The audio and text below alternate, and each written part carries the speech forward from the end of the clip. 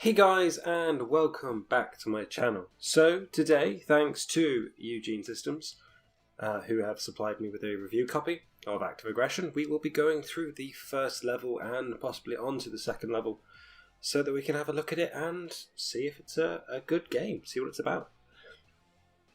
So first of all, it is a RTS game, so it's trying to be like the original Command & Conquer's, but more along the lines of Generals and Zero Hour. So it's trying to have that new futuristic concept, sort of not too wacky, but proper systems that could possibly exist with current technologies and stuff like that. So this is based a little bit in the future. This is 2025, I believe, if I'm right.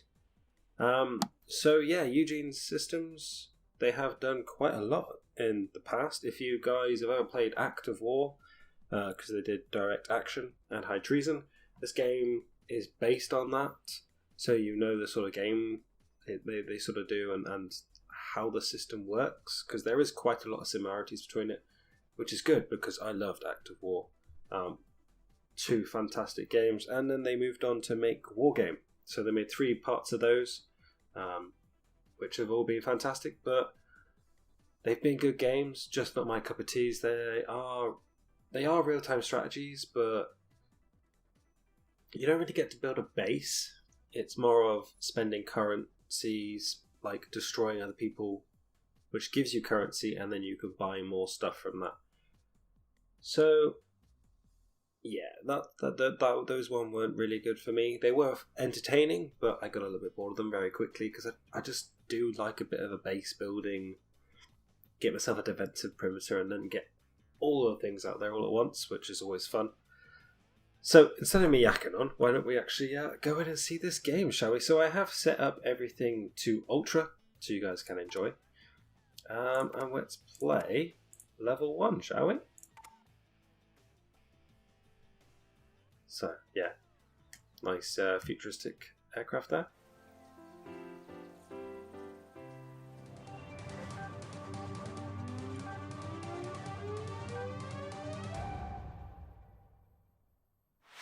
The U.S. ultimatum comes to an end tonight, yet Separatist leader Raul Escobedo still shows no sign of compliance with it. The Mexican army, under-equipped and already trounced once by the Separatists, is in no shape to bring the secession of the República de Nueva California to an end. All indications are that it will be up to the U.S. task force gathered on the border to put an end to what Washington refers to as a rogue state in northern Mexico. U.S. forces under the command of General James Whittle, the hero of Isfahan, are building up in the anticipation of an attack order. Okay, so yes, it's 2025. So it looks like a rogue state has taken over part of Mexico and built its own little place. So we are part of Crimea, which is a sort of Black Ops division of the UN, which is a bit weird, really, to think of a Black Ops unit in the UN. U.S. troops are entering the RNC as we speak. We're running out of time. One of our Corax drones just spotted the target evacuating Mexicali in a convoy. Zhang Yao's trying to blend into the stream of refugees fleeing the city. It's been 6 years since the UN delivered an international warrant, and it's the first time we've really had a chance to catch her. This operation can't be officially sanctioned by the Security Council, Colonel. Therefore... I know the drill. No personal effects or identity papers. The UN can't be linked to this intervention. You've got the green light. So yeah, they've gone a bit Black Ops there, guys. Permission to engage any hostile resisting arrest. So anyone who has actually seen any of the previous games they did, you can see this looks very, very similar. But first of all, we'll go into like the textures and stuff. There's like these cars are properly rendered and everything, and they look like, you know, true cars. Flames, yeah, bit okay, but there's a lot of detailing. Like over here, there's things lying on the floor all over the place. Like it actually looks like people are trying to escape, and you know, they've actually put some thought into this. And from the first level, you stay on this path all the way up here. So And they put so much detail into the land. Like, you're never going to go out here, but of course, because you're going to have to look at it as you go past, you know, you're going to have to view these areas, but, you know, out here, that's so much detail, because if you think if they just stuck the camera here, they could cut out so much work from working on these sites. But even so, they've put all this detail in here, like all these containers and stuff. They could have just kept that as a blank field. But no, they've gone into it. They've blown up buildings. They've made it, you know, more stuff. So yeah, you can go all the way in so you can have a look at the details and stuff like that. But look, there's so much details on these guys. Like, you can see their packs and stuff, and around to the front, how detailed their weapons are, and the only thing is, like, they all got the same face. I wouldn't mind, like, 2 or 3 possible models of different faces just to give them a bit of a distance. You know, that would be nice. Because having... Well, I know they're all just, like, the same troop class, but come on, let's spice it up a little bit. So yeah, you can zoom all the way in. You can have regular view, so you can go in between if you don't like those. But then, a new one, which is kind of funky, you can go out into UAV mode. And you can have a look around. So these are quite good for like massive battle strats. If you want to like send tanks down this way, and you've got troops coming through this way, and you want to check, because it just gives you color codes for things, and it's just so much easier. So, you know, we're blue. So yeah, so one good thing about this, well, I don't know if they do it in multiplayer. I haven't played multiplayer. I'm not a massive RTS multiplayer. I do like the single player campaigns. I did used to play a lot of Company of Heroes multiplayer. I always found those fun, so I might as well give this one a try. Whatever you want. So yeah, if we send these guys up and we'll have a look. So I have to search for Yo and keep soldiers alive.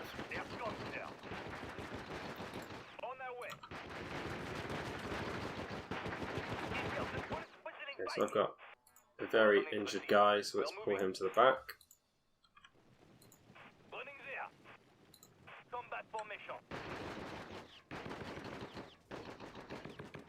So these guys are very specialist trained troops. But yeah, this game looks really good. If you do like the original RTS games, you know, Company of Heroes and